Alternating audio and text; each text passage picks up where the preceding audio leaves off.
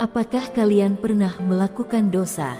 Dan apakah kalian pernah berpikir apakah Allah akan mengampuni dosa dan kesalahan kalian? Nah, di video kali ini, saya akan menceritakan sosok ahli maksiat yang pernah hidup di zaman Nabi Musa alaihi wasallam. Ia adalah pria yang gemar melakukan banyak aksi dosa dan memiliki sifat fasik. Namun anehnya Allah malah mengangkatnya menjadi seorang wali. Mungkin kalian belum paham kenapa Allah mengangkat pria itu jadi wali, tapi Allah seperti itu bukan karena tanpa alasan. Berikut kisah selengkapnya. Setelah Allah Subhanahu wa Ta'ala melihat walinya diperlakukan secara buruk, Allah kemudian memberikan wahyu kepada Nabi Musa alaihi salam. Allah berfirman, "Wahai Musa, ada seorang laki-laki yang meninggal dunia di wilayah Fulan pada pembuangan sampah. Pria itu adalah salah satu wali dari para waliku. Mereka sama sekali belum memandikannya, belum mengkafaninya dan belum memakamkannya. Maka dari itu, pergilah kamu untuk memandikannya, mengkafaninya, mensolatinya dan menguburkan jasadnya."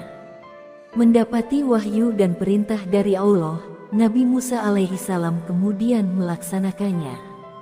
Nabi Musa alaihi salam kemudian pergi ke perkampungan pria yang telah ditunjukkan Allah Subhanahu wa Ta'ala. Setelah sampai di daerah yang dituju, Nabi Musa kemudian menanyakan tempat dan kondisi mayat pria itu kepada penduduk setempat. Para penduduk lantas berkata kepada Nabi Musa, "Sudah mati seorang pria yang memiliki sifat seperti ini dan seperti itu, dan sungguh dia itu adalah pria fasik yang nyata." Mendengar penuturan warga, Nabi Musa lantas bertanya, "Di mana lokasinya? Sebab sungguh Allah Subhanahu wa Ta'ala sudah memberi wahyu kepadaku mengenai dia." Nabi Musa kemudian meminta untuk ditunjukkan lokasi terakhir mayat pria ahli maksiat itu. Para penduduk kemudian menunjukkan lokasi mayat pria ahli maksiat itu kepada Nabi Musa. Setelah sampai, alangkah menyedihkannya kondisi mayat wali Allah itu. Nabi Musa melihat tubuh mayat wali Allah itu terbuang di tempat sampah.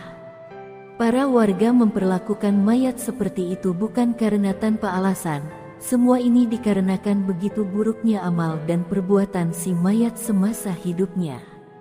Orang-orang di daerah itu menjadi saksi akan tingkah semasa hidupnya. Lalu kenapa bisa Allah mengangkat pria ahli maksiat itu menjadi walinya? Atas peristiwa aneh itu, Nabi Musa kemudian bermunajat kepada Allah Subhanahu wa Ta'ala. Nabi Musa berkata, "Ya Robi, Engkau memerintahkanku untuk menguburkan dan mensolati mayat pria itu, sedangkan kaumnya menjadi saksi akan keburukannya. Maka hanya Engkau yang lebih mengetahui daripada mereka dengan segala pujian dan celaan." Allah lalu berfirman melalui wahyunya, "Hai Musa, apa-apa yang sudah diceritakan kaumnya tentang keburukannya itu benar, namun saat menjelang kematiannya, dia memohon pertolongan kepadaku dengan 3 perkara, yang dimana apabila 3 hal itu dipakai untuk memohon pertolongan kepadaku oleh semua orang para pendosa dari ciptaanku, pasti aku akan mengabulkannya.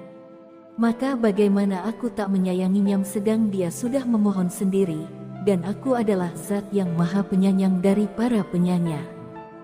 Nabi Musa lantas bertanya, "Ya Rob, apa 3 perkara itu?" Allah menjawab, "Saat kematiannya dekat, ia berkata, 'Ya Rob, Engkau lebih mengetahui tentang diriku, bahwa sungguh banyak maksiat yang sudah kuperbuat sedang dalam hatiku aku benci maksiat itu.